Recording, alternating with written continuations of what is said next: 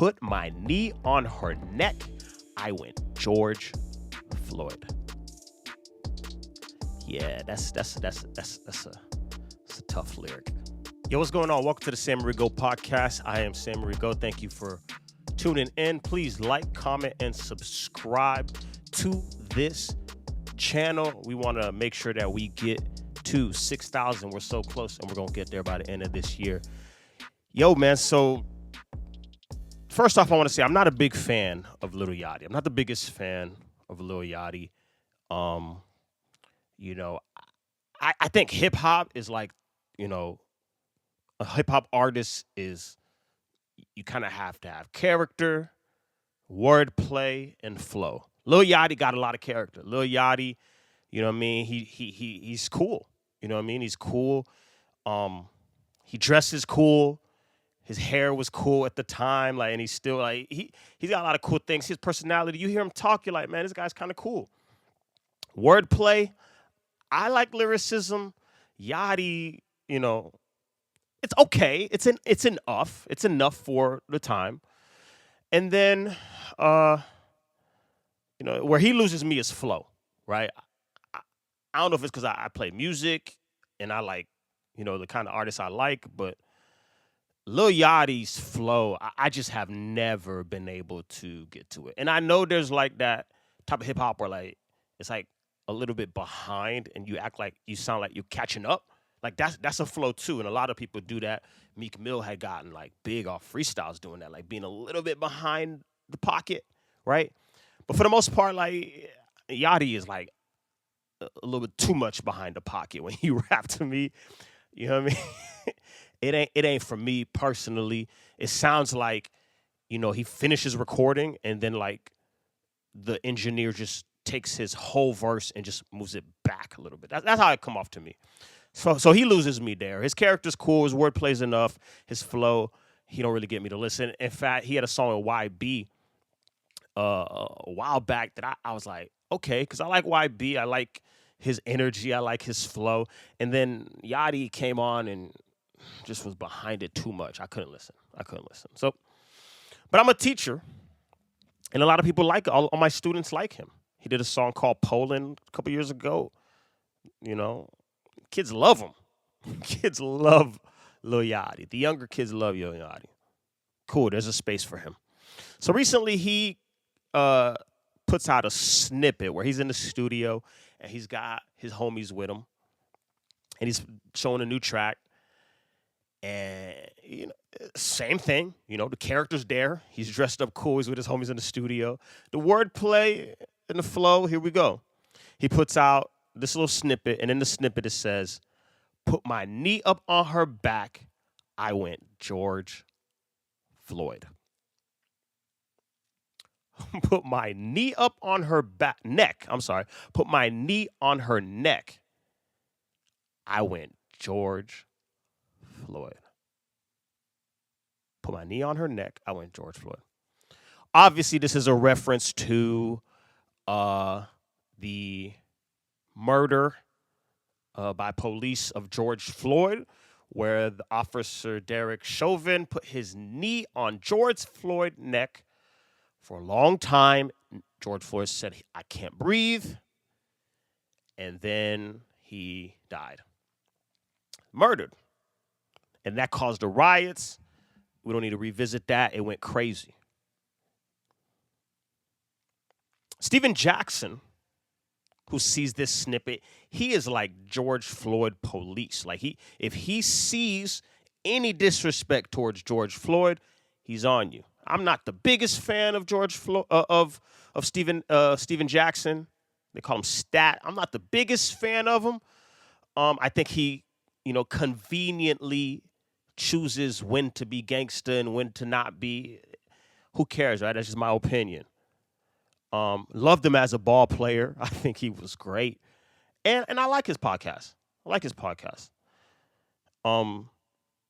He comes up and he says, hey, that is disrespectful.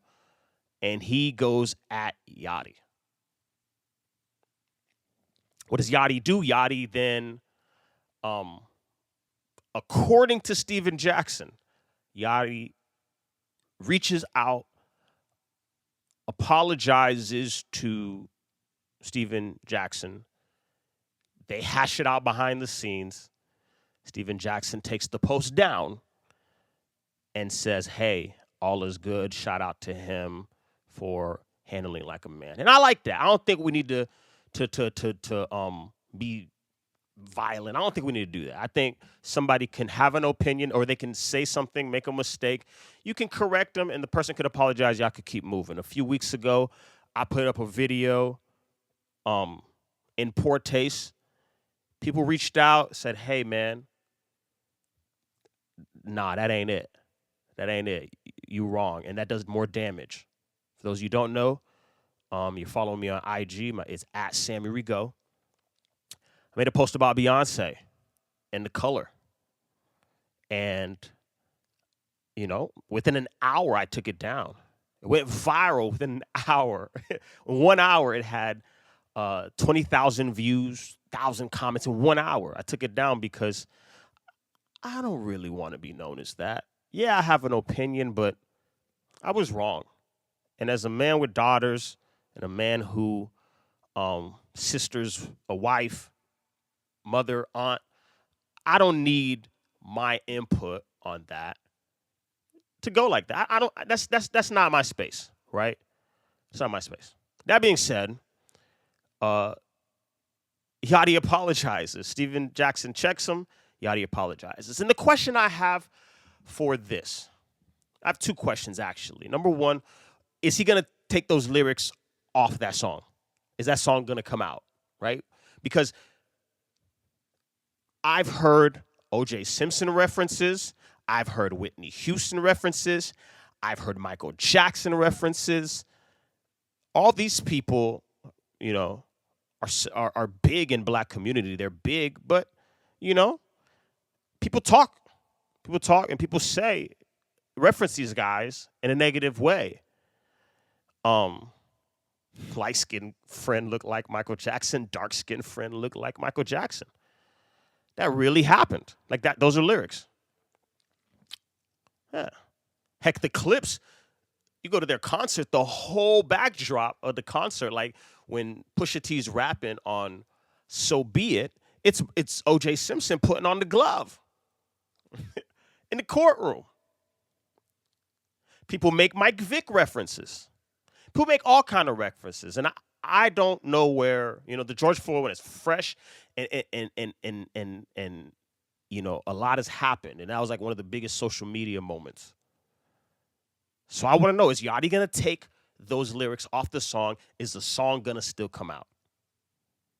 And if that's the case, on top of that, moving forward, if somebody says something in poor taste, can they be checked to taking it down?